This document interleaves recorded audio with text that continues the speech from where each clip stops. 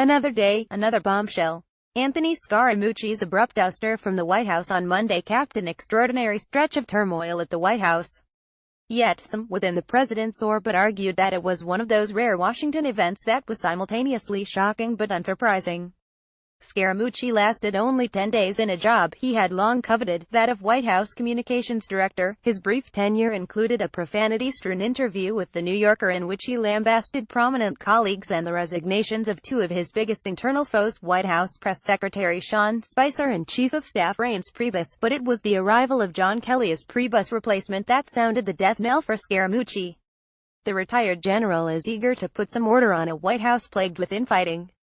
That meant there was no place for such a loose cannon as Scaramucci. Kelly levered Scaramucci out just as expertly as the Mooch outmaneuvered Priebus less than 2 weeks ago. Even as the news reverberated around Washington Monday, it was hard to find anyone on Team Trump who argued that Scaramucci's de facto firing was a mistake. This was a demand of Kelly, and a smart one at that, said Barry Bennett, who served as a senior campaign advisor to Trump's 2016 campaign. He added that the firing sent a good message to D.C. new sheriff in town. A source close to the White House was even more scathing. Scaramucci quickly became an embarrassing distraction who did not know anything about the job, this source said.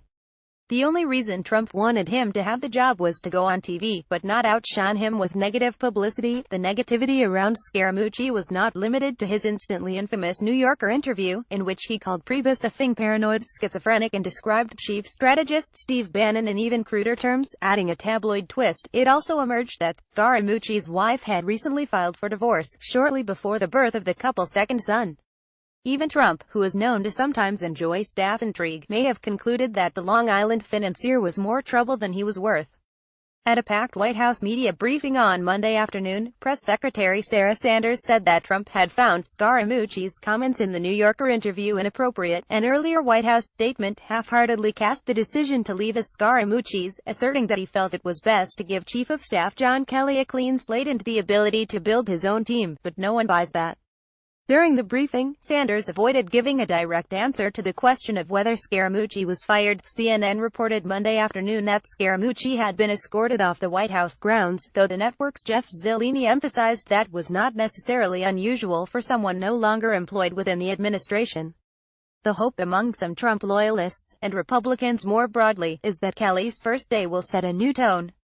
There is a deafening consensus that the White House needs to run more smoothly after a volatile 6 months that has seen the president's approval ratings slide downward, a prolonged but futile attempt to repeal the Affordable Care Act, and no significant legislative achievements. GOP strategist Kevin Madden asserted that Scaramucci's departure could be an encouraging sign that John Kelly's non-nonsense approach has made headway on day one at least, ever since Trump began his long-shot bid for the White House in June 2015. However, there have been periodic suggestions that he would curb his transgressive style in favor of a more orthodox approach.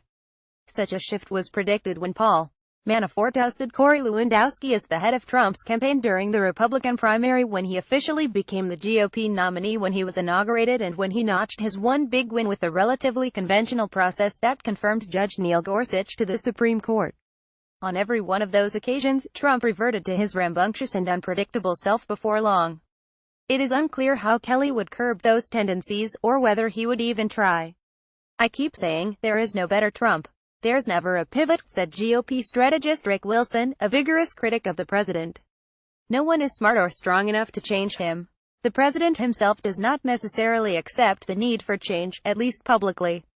In a tweet on Monday morning, Trump ran through a list of positive economic indicators and ended with the assertion no chaos. Republicans who are critical of Trump see no realistic hope for change in the president's demeanor or in his managerial style. Others who are more supportive reacted with a shrug of the shoulders to news of Scaramucci's departure. Charlie Black, a veteran GOP strategist, asked for his thoughts on the unfolding drama, replied, "No thoughts, other than this was perfectly predictable." The memo is a reported column by Niall Stanage, primarily focused on Donald Trump email prankster posed as White House officials in emails to Scaramucci. Others report Graham GOP should be politically horsewhipped if we give up on health care. North Korea potentially able to hit most of U.S. report Moray's presidency.